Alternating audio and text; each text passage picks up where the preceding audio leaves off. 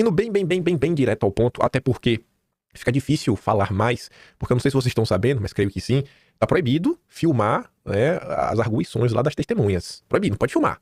Os jornalistas que quiserem, eles podem ir lá, né, pega um papelzinho, toma nota, mas está proibido filmar, não pode ter filmagem. Não, então a gente não sabe o que tá lá dentro, né? É o disse-me-disse. Aí tem que acreditar no que saiu da imprensa e o que algumas pessoas andam comentando. Mas você vê, matéria da Veja.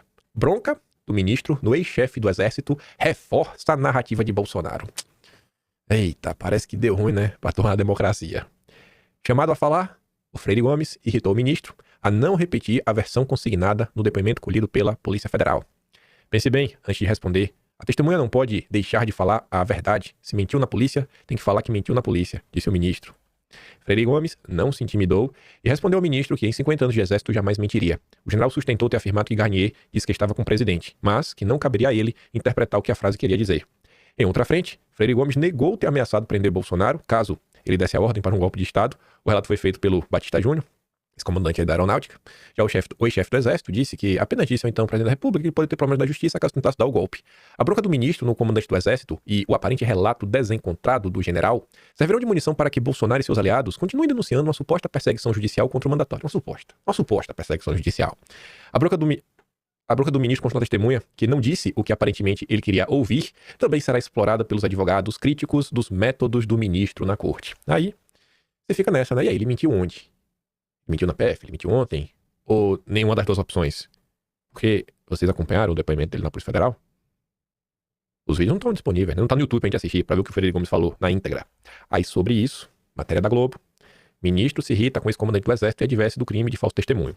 A advertência se deve à diferença entre as informações prestadas pelo ex-comandante APF durante as investigações. Vem mais ou menos no tom que a Veja deu. Só que, qual a diferença dessa matéria da Globo para a matéria da Veja? Antes da intervenção do ministro, Freire Gomes respondia a um questionamento do Paulo Gonet. Se Garnier havia se colocado à disposição para implantar essas medidas. A defesa de Freire Gomes chegou a pedir que trechos do depoimento do general à polícia fossem exibidos na tela da videoconferência, o que foi rechaçado pelo ministro. Então, assim, a gente não sabe na época que a imprensa noticiou. Quer dizer, a gente não sabe na época que ele disse, a gente sabe que a imprensa noticiou. E se a imprensa não tiver noticiado a verdade? E se a imprensa tiver distorcido o que o Freire Gomes disse? E se o relatório da polícia ou a denúncia da PGR não tiver compreendido o que ele falou durante o depoimento na Polícia Federal?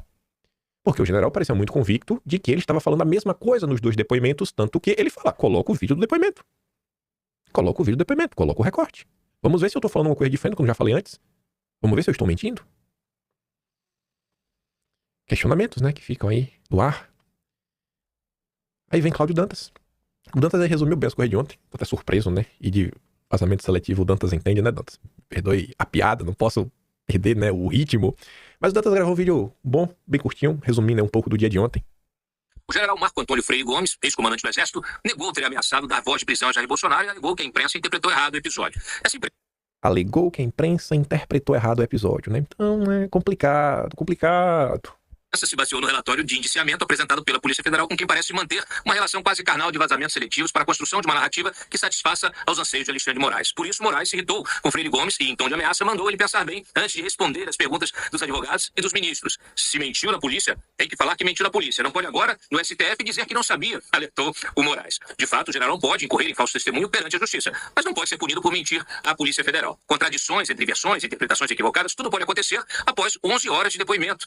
11 horas de depoimento surpreendeu-se Luiz Fux, o único a se interessar e em questionar a testemunha. Os demais colegas de Moraes, na primeira turma, permaneceram em silêncio, enquanto o ex-comandante do Exército desmontava, uma por uma, as afirmações reproduzidas pela PF em seu relatório. Se o general diz que nunca mentiu em 50 anos de Exército, Moraes deveria convocar o delegado Fábio Schor e sua equipe, cobrar as gravações das oitivas e providenciar uma acariação. Afinal, a PF teve 11 horas para extrair cada gota de verdade do general 4 estrelas, que, apesar de 5 décadas de serviços prestados, parece ter sido tratado como inimigo da pátria, sem cafezinho nem casaquinho. Porque entre nós, essa história de dar voz de prisão ao presidente da República não cola. Afinal, o próprio Freire Gomes corria ali o risco de ser preso, destituído e processado caso ousasse ameaçar o próprio comandante-em-chefe das Forças Armadas. Se mentiu, o delegado deveria ter o questionado sobre a implausibilidade da conduta. Também deveria ter checado se o general reconhecia o texto da tal minuta de golpe, se havia ao menos lido seus artigos ou se reconhecia o ex-assessor que lhe apresentou o documento. Freire Gomes negou a versão sobre Bolsonaro, negou a versão sobre Felipe Martins e ainda negou a versão sobre Anderson Torres. Não restou nada do relatório da Polícia Federal, nem da denúncia da PGR, que embarcou no relatório da PF sem ouvir a testemunha nem confirmar os supostos fatos ali narrados. Com seu castelo de cartas desmoronando, podemos esperar uma pressão ainda maior sobre o brigadeiro Batista Júnior na próxima quarta-feira. Com a repercussão negativa do depoimento de Freire Gomes, talvez Moraes resolva proibir de vez o acesso da imprensa à sala da primeira turma, onde repórteres trabalharam hoje sobre marcação cerrada de policiais.